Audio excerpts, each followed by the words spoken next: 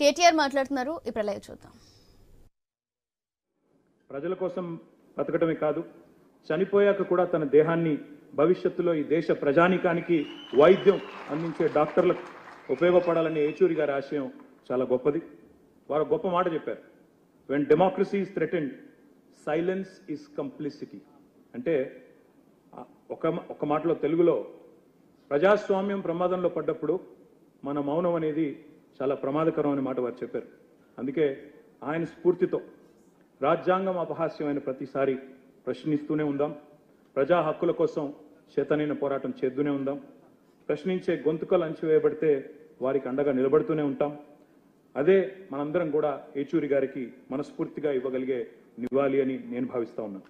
నమ్మిన సిద్ధాంతానికి ఆఖరి వరకు కట్టుబడి పోరాడిన సీతారాం ఏచూరి గారి జీవితం మాలాంటి కొత్త తరం నాయకులందరికీ కూడా ఆదర్శం. ఒక్క మాట